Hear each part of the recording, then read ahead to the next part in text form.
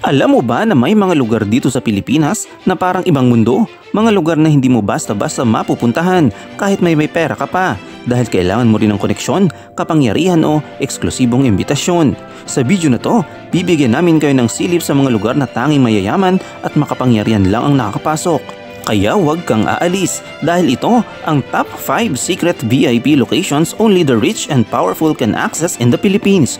Huwag kalimutang i-like and share ang video na to, mag-subscribe sa Kaalaman Studios at i-click ang notification bell para sa mga bagong kaalaman.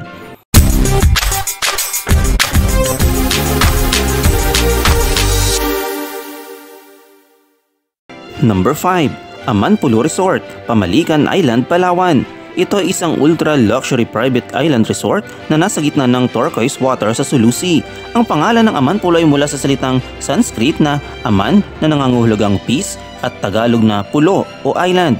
Dito, bawat villa ay may sariling beach access, private butler at zero crowd. Exclusive talaga. Para lang makarating, kailangan mong mag-charter ng eroplano mula sa Maynila patungong private airstrip ng island. Ang presyo ng accommodation nagsisimula sa 100,000 kada gabi at tumataas depende sa villa. Dito rin tumutuloy ang mga world-class celebrities at royal guests. Number 4. Manila Polo Club sa Makati City. Isa ito sa pinaka-exclusive na social club sa buong bansa. Hindi ito open sa public. Gusto mo maging miyembro? Hindi sapat ang pera. Kailangan mo ng endorsement mula sa existing members at kung wala kang koneksyon, good luck! Bukod sa polo, meron din itong golf course, tennis courts at fine dining amenities na kadalasang dinadausan ng business meetings at social events ng mga elite. Sabi nga nila, kung hindi ka kilala dito, hindi ka talaga in. Number 3. Balisin Island Club sa Pulilio, Quezon Province. Kung gusto mong maranasan ang ganda ng 7 bansa sa isang isla lang, Balisin ang sagot. May mga village dito na inspired ng Mykonos, Bali, Toscana at Saint Tropez. Pero teka, hindi ka makakapunta rito basta-basta. Kailangan mo muna maging member at ang membership ay aabot sa halos 4 na milyong piso. May sarili rin itong airport para sa mga private jets ng mga miyembro. Bukod pa riyan, maraming high-profile events dito gaya ng celebrity weddings at political retreats. Number 2. The Mind Museum's Private Vault sa BGC Taguig.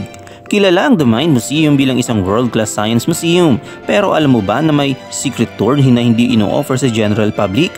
Ang tinatawag nilang private vault sa isang secured section kung saan nakadisplay ang mga rare scientific artifacts, advanced research demos at behind-the-scenes access ng museum.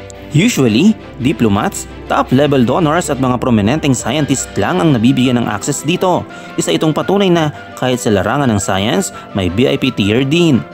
Number 1. Malacanang Golf Club sa San Miguel, Manila. Kung iniisip mong mag-golf sa loob mismo ng palasyo ng presidente, ito ang lugar na yon. Ang Malacanang Golf Club ay isang super exclusive course na nakatago sa likod ng Malacanang Palace. Dito madalas naglalaro ng golf ang presidente at mga state guests.